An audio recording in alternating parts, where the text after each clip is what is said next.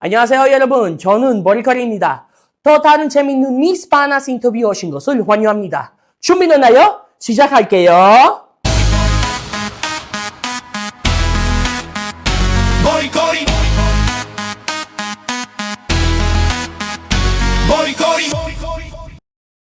오늘은 특별한 인터뷰 할 거예요. 여러분, 이소켄 환영해주세요. Yeah! Alright. Iso, I'm so happy to have you here. Isoken is a very old friend of mine, as my usual friend guests are. But Iso actually has been around my circle of friends for a long time. I think we go back also like 2018, 2019, like around that time. And Iso is also my neighbor, apparently. We literally met each other on the sidewalk the other day, and we were like, hey, we're supposed to have an interview soon. So, Iso, thank you for coming. Oh, man, it's a pleasure. Glad to have you here, man. Please tell everyone about yourself. Where do you come from? And your basic information, please. Hello, everyone. 안녕하세요. So my name is Isoken. My name can be a little bit hard to pronounce, so I kind of break it down into Isoken. And I was born and raised in Houston, Texas, my lovely hometown. My whole family is there right now. It's a great place. So if you have time, you should go visit Houston for sure. I've been in Korea probably around 10 years now. So I'm pretty well versed when it comes to things Korea. And I'm just happy to be in this country. It's a great place.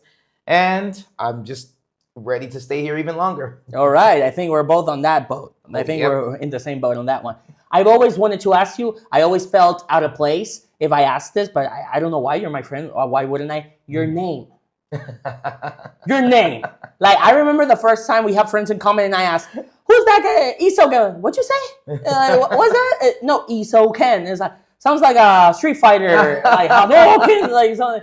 So please tell me, what you must have asked mom, why that name? Where did it come from? It's funny because I did ask my mom why she gave me this name, and she told me she didn't want to give me this name. So I thought, what do you mean? It's my name. And so my dad, he's from Nigeria, and he was very adamant on me being named after him, which is Isoken. So I'm actually a junior. Oh. Now, another funny thing about this name, actually, it's a predominantly female name. So if you look on, I believe it's Netflix, there's actually a show called Isoken. Lead character, female. So a lot of people, when they met me the first time, they thought, oh, okay, African name. Oh, he's a female. But on the other side of it, people think I'm Japanese when they hear my name. So in college, I joined my, I went to my university. I got into the dormitory. I stayed with 3 other people. And before they met me, they were all talking together. They're saying, oh, yeah, we're going to have this Japanese roommate. It's going to be so amazing. Yeah. And then you came and dashed their dreams. Their dreams were crushed and ruined. Because you're like, sorry, but he's way, like, he's as far as from Japanese as you could be. So far. Oh. Yeah, so that's where the whole, like, Hadouken thing also came from, because Isoken sounds like Hadouken, you know, that like Street Fighter attack, which led to the story of me being Japanese even more. Same story. My father wanted to call me Jose, or my grandpa, uncle, dad, Jose, very basic name. My mom was like, hell nah. I'm not gonna. I'll give you the J, but I'm not gonna give you the Jose. Henceforth, John. You've been here way longer than me. 10 years, you said. 10 years. We were talking before the interview. Why Korea? Why? I mean, at this point, I've asked everyone this question, and I think everyone gives the same reply sometimes. But why Korea, Isoken? Why? So, interesting story, actually. I graduated from the University of Texas at Austin in 2014, and I was going to get a normal job in the States, just, you know, work like all my friends were going to do. But then one of my partners, I worked in a school, one of my partners told me, like, hey, you know, you're young.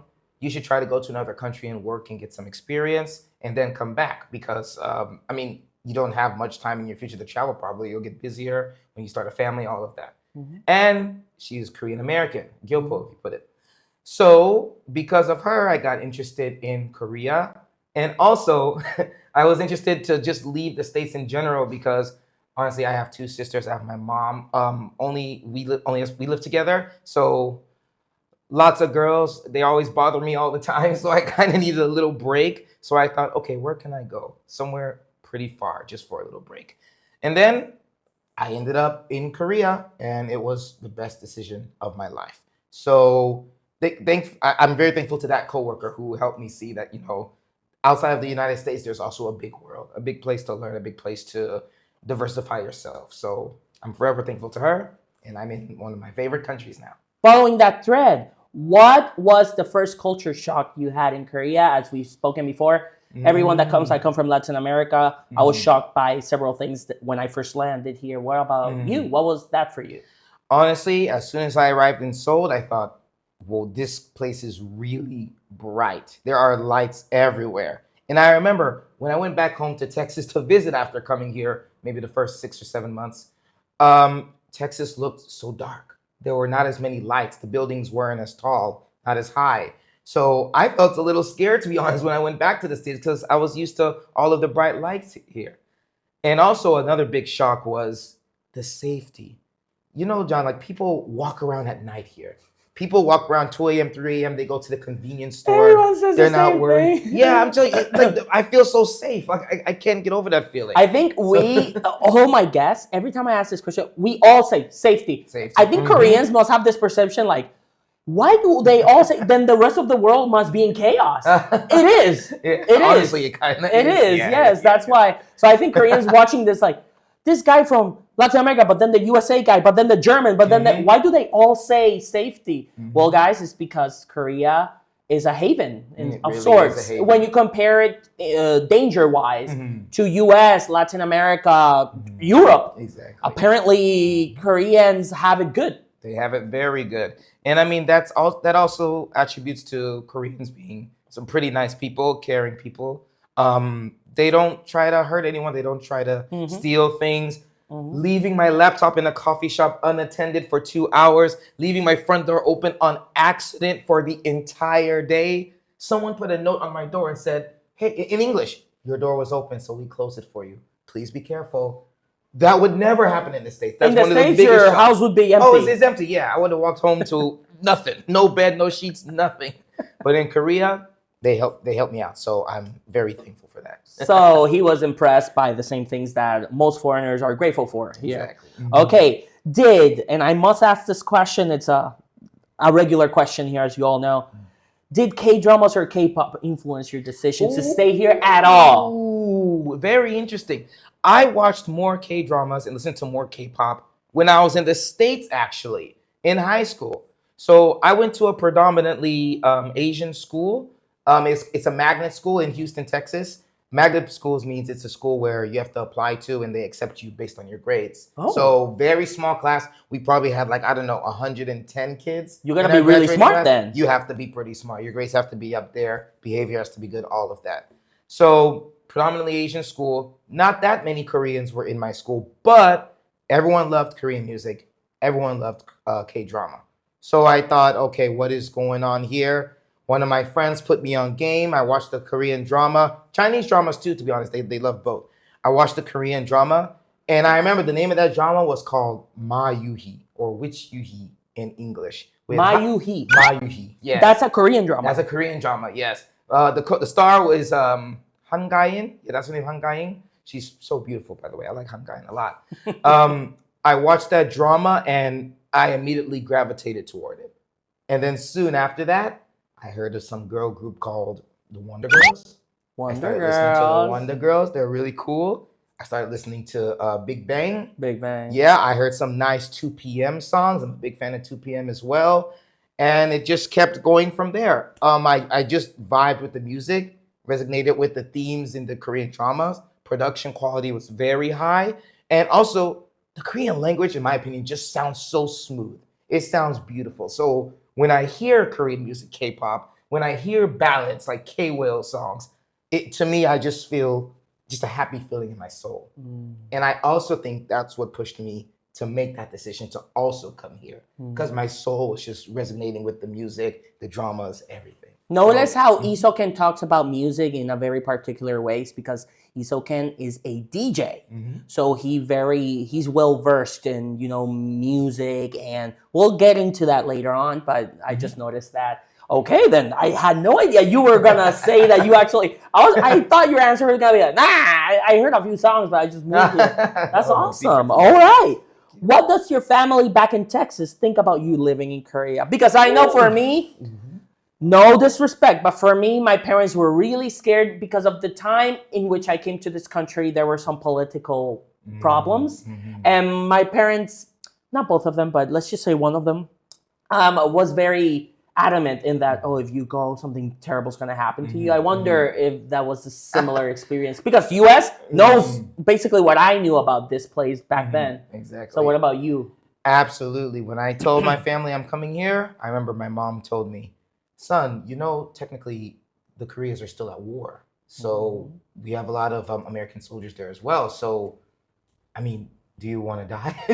Do you want to die? Yeah, that was the question for me too. Like, do you want to die? And I was telling my mom, like, no, I mean, sure, technically they're still in a state of war, but it's pretty peaceful for what I've seen there. Koreans aren't running around hiding, going into shelters, thinking, at any time a bomb or something can go off. That's or the perception. They can be attacked. Yeah, exactly. The news, man. The news. Oh, imagine this: my mom watching news in the States versus me watching news about Korea here.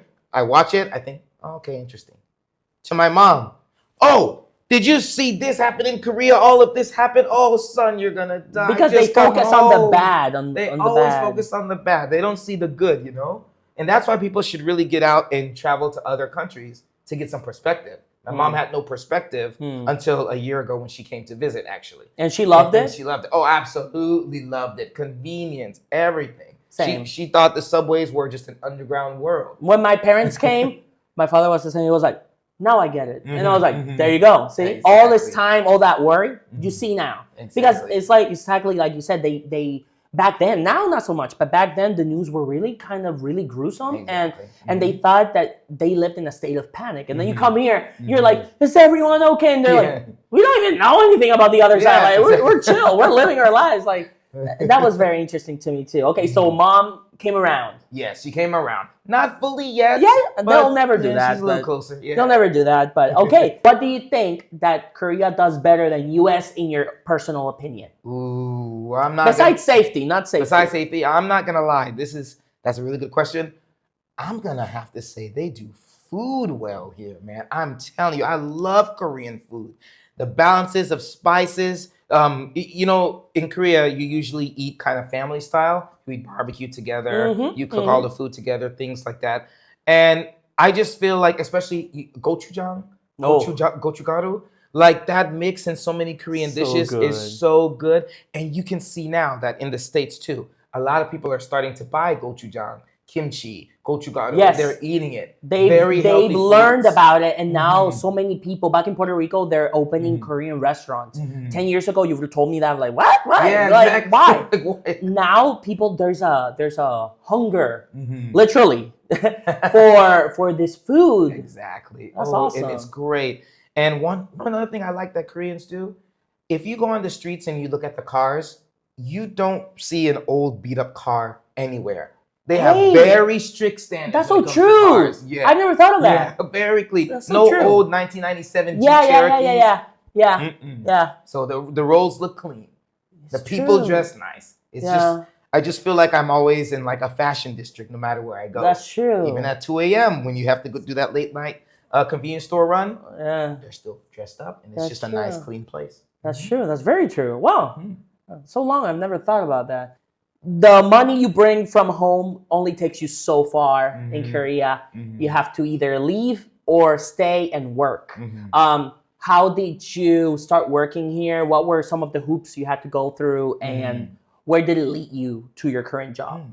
So before I left the States to come here, I actually applied for jobs in Korea very last minute because I wasn't 100% sure if I would come. So since I applied last minute to a program called EPIC, which is a public school service that they send foreigners to different locations, I applied late. I got accepted. They liked my degree. I have a degree in education. what happened after that though was that there wasn't any placements in Seoul, so they actually were gonna send me to Gwangju to work. And so I thought Gwangju, I don't know anything about Gwangju, and there are two Gwangjus actually. So I didn't even know which one exactly I was going to. So by the time I was getting on the airplane to come over, a little nervous about going to Gwangju, I got a message and it says, "Hey, we found a placement for you in Seoul and in Gangnam." So I got my first job working at a public school in Gangnam, and working there was such a dream. You know, I learned a lot of things there. I was very soft as a teacher when I first started. And so the Korean teachers there, even though we spoke a different language, they were caring and they helped me develop myself to become an actual educator. But one important thing though is that being an educator in the States is not the same as being an educator in Korea. True. So I had to learn the Korean way. True. And a lot of foreigners have trouble with that. But you have to learn the Korean way. In the end, Koreans have their own education school, Kyode, which foreigners don't go to. So that's why you take your skills from home, you implement it to what Koreans learn here by talking to coworkers, and you become great. And because of that, I had a great experience working in a couple of public schools, middle school, high schools, moving on to different academies. And I just took everything I had and just placed it in every place that I went. So that's why right now I have a pretty good job because of my experience. My resume is quite good in education. So I really like where I'm working right now. It's a really good place. And I'm thankful to be able to be there at this point. Equally, the respect that comes with being a teacher is different than the one they give you in U.S. Absolutely. I don't know U.S., Different. Texas particularly. I don't know. I can only speak for myself. I had grandmas who were teachers, and I was a student, as we all were at one point. And at least in Puerto Rico, as I've mentioned in other videos, teachers are very, very mistreated. Not only financially, but also respect-wise. Like, paint it like this. You go out, you meet a girl, you meet a guy. What do you do? I'm a teacher. Oh. Yeah. It's like, oh. Like, It's not like, I'm a doctor, I'm a lawyer. Ooh, right? But now it's like, I'm a teacher. Oh, you're a teacher.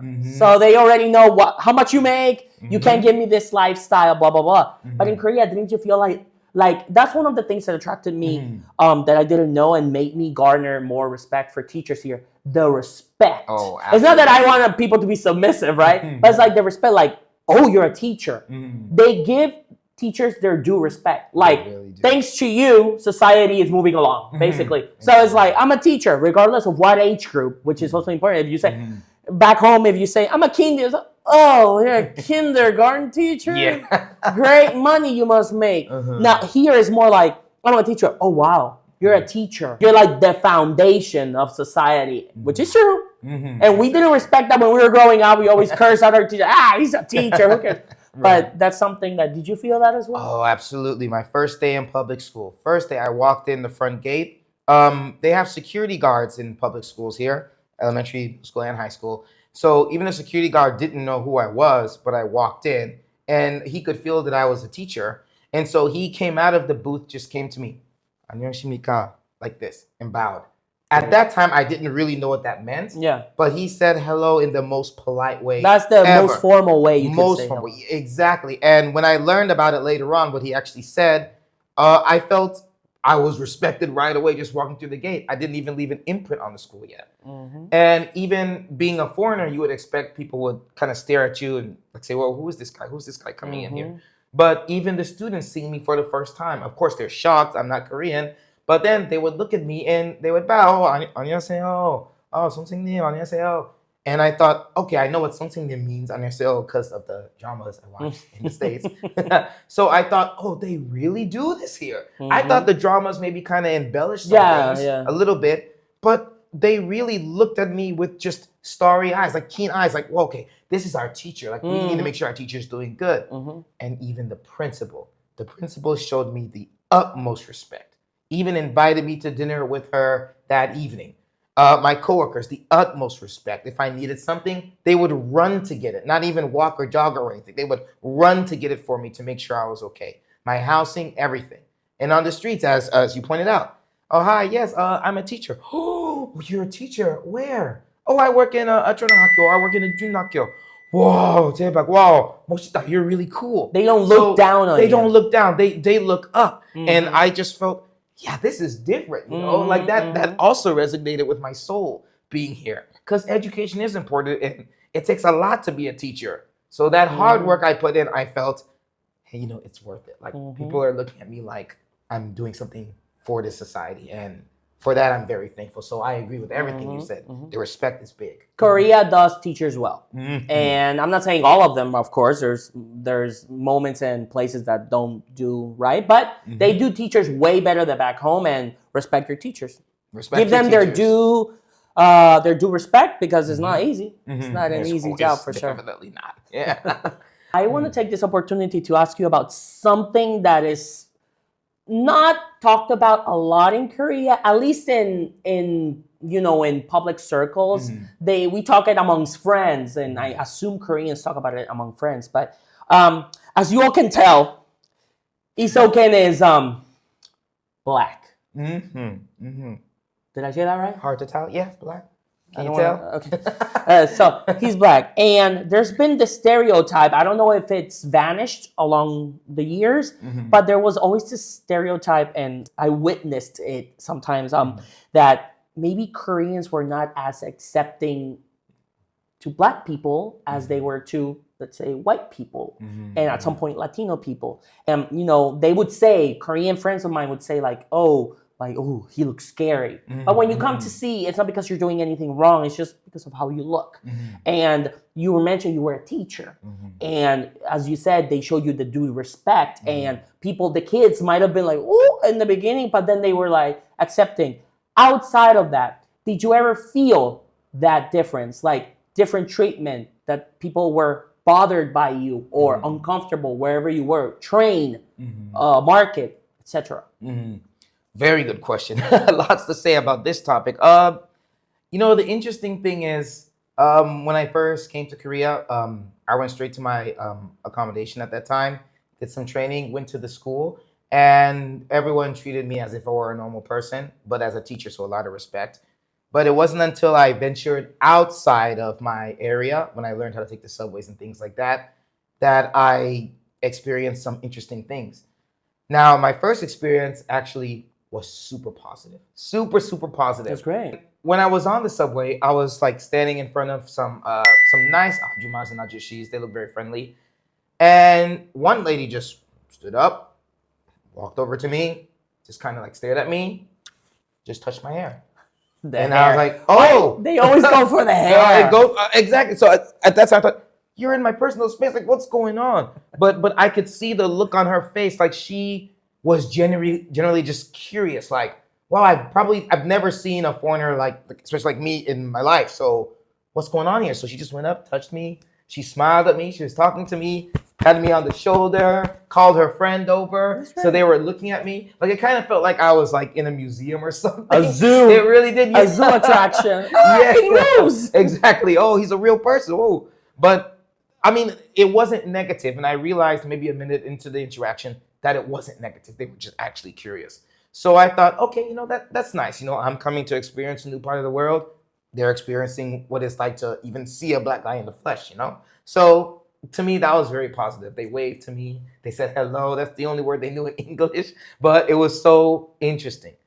Hey everyone, sorry for interrupting the video. I just wanted to remind you all that if you're enjoying this video or any of the other content I'm uploading, to please hit that notification button and to also subscribe to my channel. Honestly, I've always just wanted to entertain people and share moments that make you laugh, think, or feel something. I really appreciate your comments and your feedback because it helps me shape this channel into what it is. So don't be shy in letting me know what you like or what you don't like. I will always pay attention to it. Sorry for taking so much of your time. Now let's get back to the video. But then there are the negatives that come with it as well. Of course.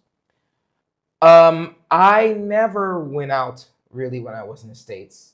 Never really drank that much. You became more social here. Way more social. I'm actually, when it comes to the MBTI, I'm opening up a bit more. But I remember one time I went to Itaewon.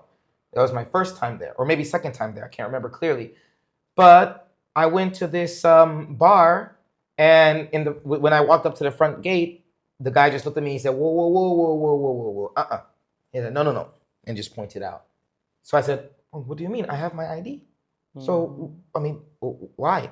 And then he just said, you, skin, no. And I was very shocked. Oh, bro. And in front of me, there were some white girls, but they got in like just fine. So it was wild.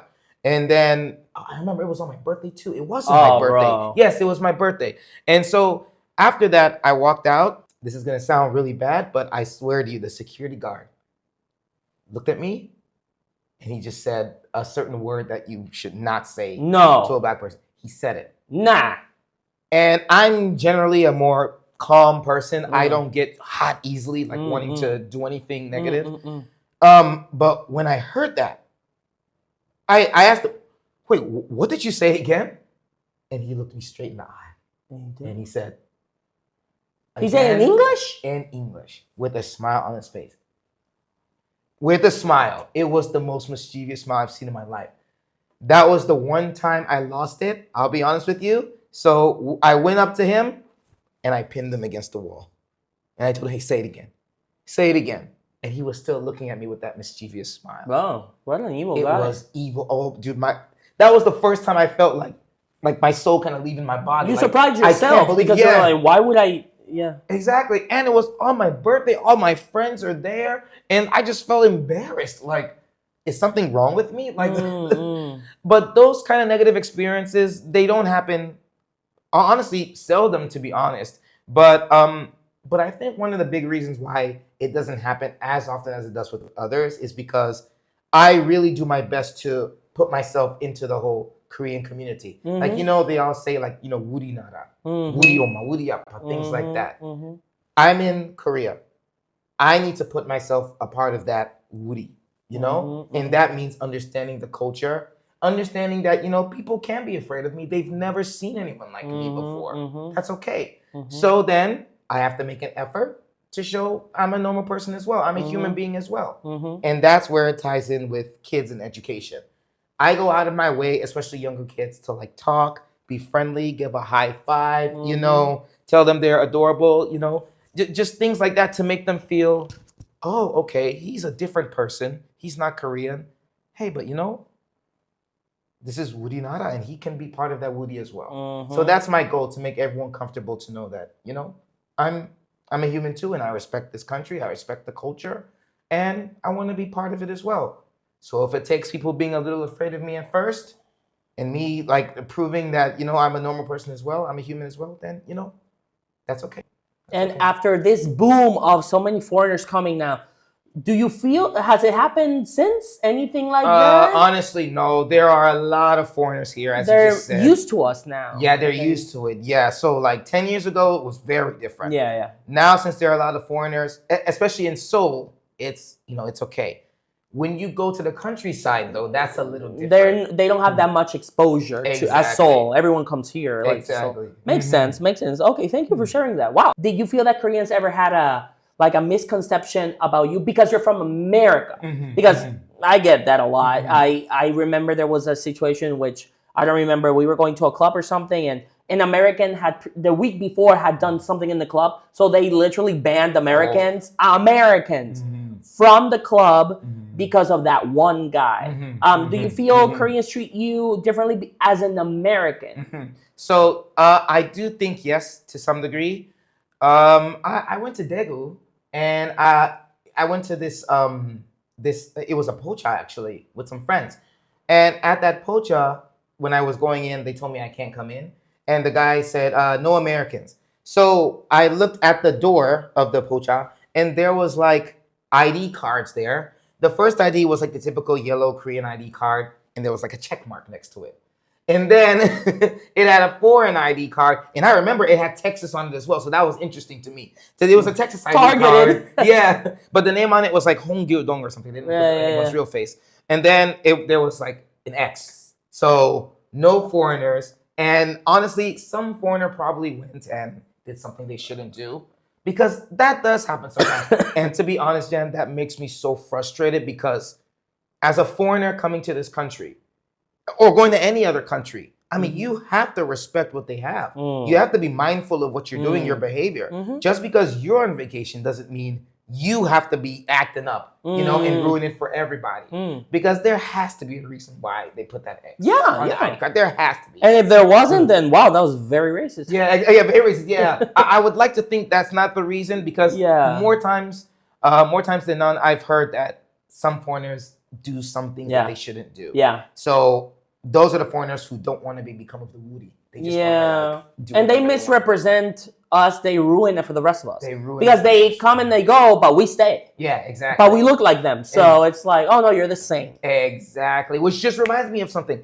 I got called Johnny Somali once. I got called Johnny Somali about a year ago. I remember. Oh, that's recent, though. Yeah, that's true. Yeah, like I think at that time they had already detained him or something, or he was going to start the court process. But they thought I was him, and then they were upset, reasonably so.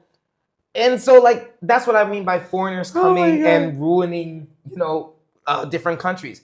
Chill out, guys. Respect where you are. Like, what he did was not cool. Yeah. So I kind of get it, and I just have to tell them, not Johnny Somali. Don't worry. You have to explain yourself. I love Korea. I respect this country. So oh my God, Jesus.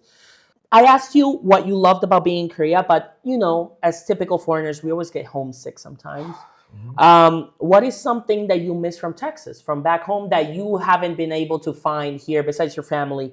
That sometimes you're in those moments where you're like, man, in this particular moment, I wish I was in Texas right now. Do you have anything like that? Texas barbecue.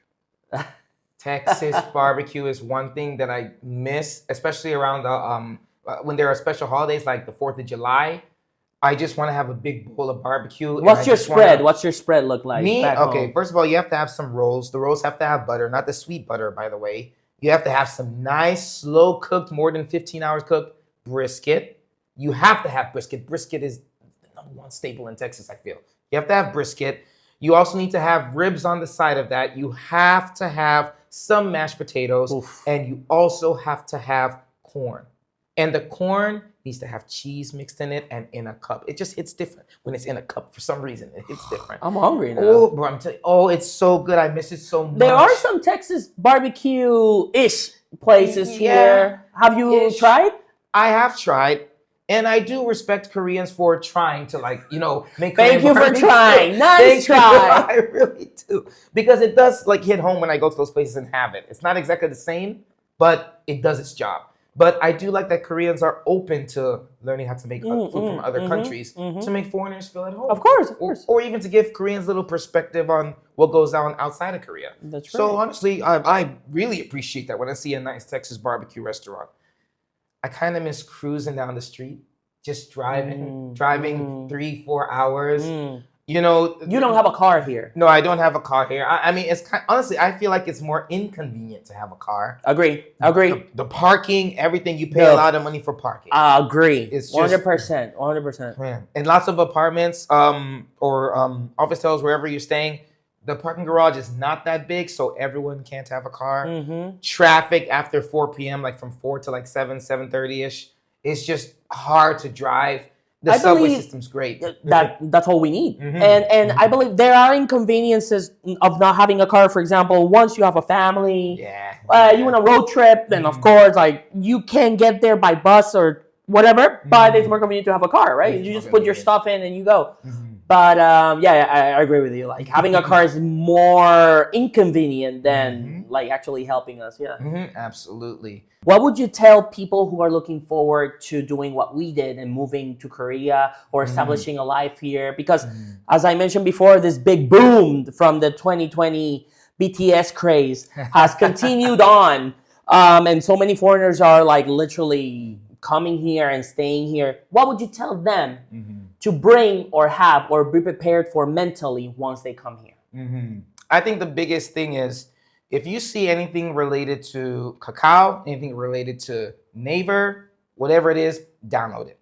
Kakao and Naver are apps used in Korea. They have services like maps and chats, and it's like a search engine. Yeah, it's like a big search engine. Anything you need, yes. And Google has become a lot better with that recently. You can actually type things in English and you'll find where you need to go. But anyway, Naver, Kakao, download all of that. Number 2, I think anyone who comes here, learn how to read Korean. you can learn how to read Korean in literally a day. Mhm. You know, it's Mhm. very simple to do. You look at the characters and you think it's hard. No, learn how to read it. It's very phonetic. It's super easy. That'll save you a lot of time. Even if you don't understand what you're reading, some things, like for example, if you read the word tayo in Korean, that's tire. So just knowing how to read Korean will help you a lot. And number 3, I would say for any foreigners looking to come to live in Korea, I would say just be prepared to take some risks while you're here. As in, if you're looking for a job, message who you can. If you're looking to work in a company, message that company, send your resume. Like, don't shy away because you're a foreigner in Korea. Go for it even more, but with respect, of course. And then opportunities will come. Trust me, I've lived through it. I didn't know I would get the opportunities that I got now, and I'm very thankful that I pushed forward. So be open, be forward, get your cacao maps and everything ready, and learn to read Korean. There you go. Follow what Isoken said, and you'll have a much more welcoming and comfortable time here in Korea. Absolutely. All right. Now, Isoken, we're getting to the good stuff now. We're gonna talk a little bit about things that you probably regret to have. you probably regretted doing, but for our amusement, we're gonna use them. Dating. Dating in Korea. How has it been for you, especially tethering to what we said as being Black and some people having that stereotype? Did it ever hinder you? Oh, yeah. In just casual, like, hey, I like this girl. Hi, would you like to go get a cup of coffee? Or would you like go dancing? Did that hinder you? And if it did or it didn't, tell me how it was. Like, so it's helped and hindered. So I remember my friend introduced me to his friend, a Korean girl. One of the first times I really spoke to a Korean person in Korea. And then he's white. So I said hi to her and put out my hand to shake her hand. And she kind of like backed up like this. So I thought, ooh, that's that kind of hurts the ego a little bit. Even sitting at the same table together, like the Korean girl would kind of like shift away from me a bit because they weren't sure about me, being a Black person in Korea and being American. They were just like, okay, let me kind of wait and see what happens. And it would take a lot of interactions for that person to become comfortable enough with me to even just kind of sit by my side. But then after getting to know me a bit, then everything is great after that. But it kind of feels like, to be quite honest, like being white, it's like Koreans view you up here, and then if you're white, you have to find a way to ruin it. But then when it comes to being Black, in my opinion, you start from the bottom, and you have to prove yourself. So I've always had to prove myself on dates, and it does get so tiring, to be honest. Especially 10 years ago when there weren't as many foreigners here. Yeah, that back then, that was a hard time, I think. Hard time. And good story I have for you. The first girl I really started dating, we met maybe about 6-7 times, but then suddenly she messaged me and she told me, oh, my parents don't want me to see you anymore, so bye. And so I asked, she didn't give any explanation, any reason, but maybe like a week after that, she would message me back and said, sorry, you're a foreigner and you're Black, and if we have kids, how will they live in Korea?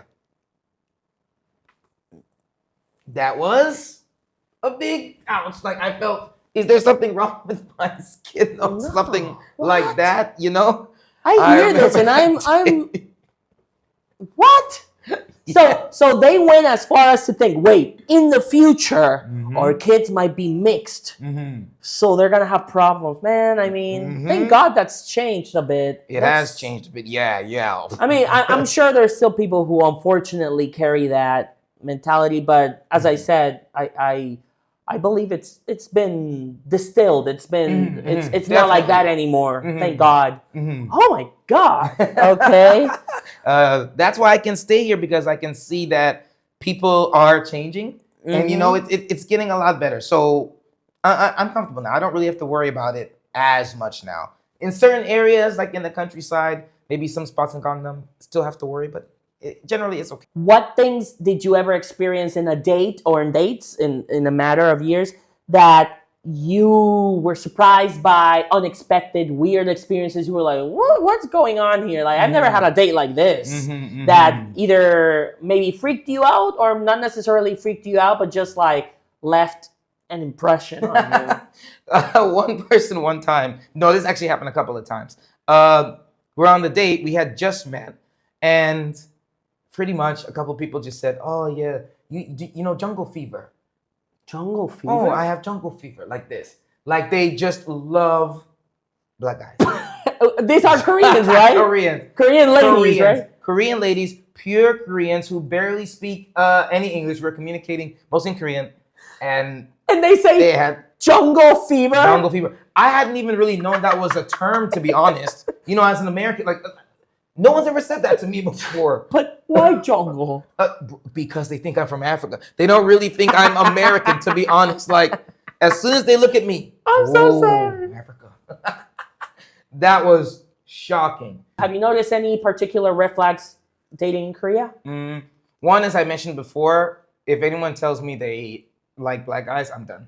I don't. Yeah, I'm done. I'm not about that. And Okay. It's just no. I don't know. I don't know. It feels kind of rude to me in some ways. Like just like me for me. Sure, you know? sure. I don't like that. Sure. Two, you know, I really don't expect a girl on a date with to pay.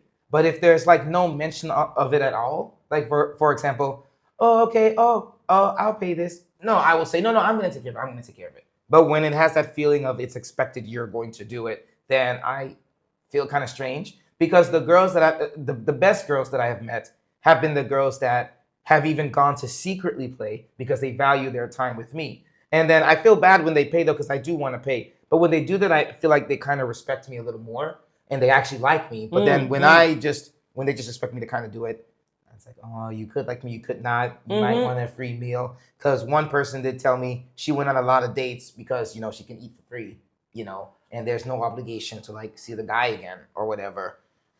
And another thing too, I do like to dress down. But if we meet for a first date and you're not dressed up, you're not wearing something nice. It doesn't have to be like a fancy dress. Yeah, it doesn't have to be like a long dress or anything like that. Exactly. Just like, look presentable. Look presentable. Exactly. Like to me, you have to dress for the occasion of meeting someone on a date for the first time.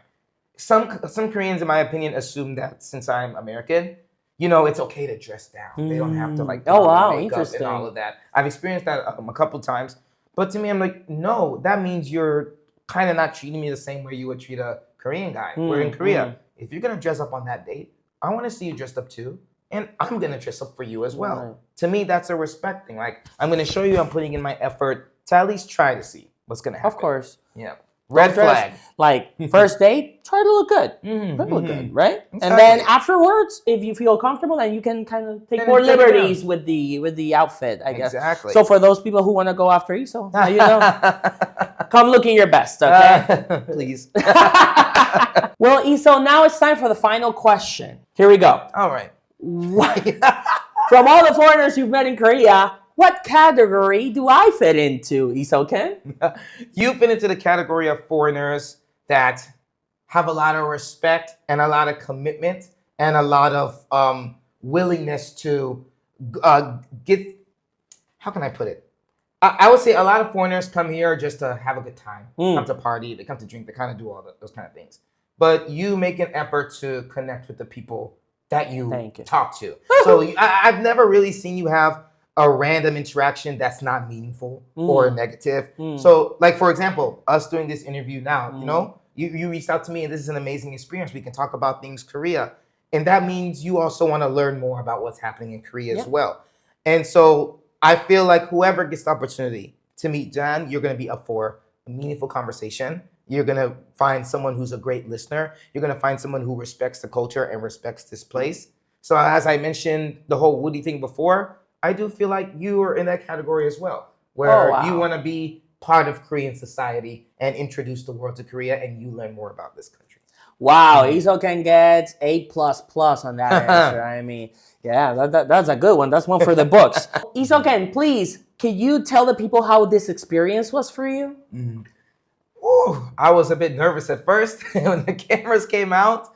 But after like a minute or so into the interview, the questions that were asked, I feel I was able to reflect on my 10 years in Korea and just to think about my experiences. And I haven't really done that in a while. So I do feel that because of this experience, I can reflect on my time here, and it makes me even motivated even more to create more meaningful experiences with the people I meet, so that in the next 10 years, if I'm fortunate enough to be on this wonderful interview again, I can share what I've learned then too. So I really appreciate you having thanks, me and man. giving me time to reflect on myself here. It's been great. Thanks, man. Well, there you have it.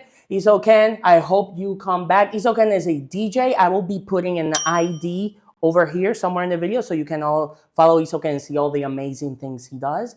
And thank you for watching. So tame manayo, guys. Bye-bye. Thank you, Isoken. You did great. Thank you so much. I appreciate it. Thank you. Thank you so much.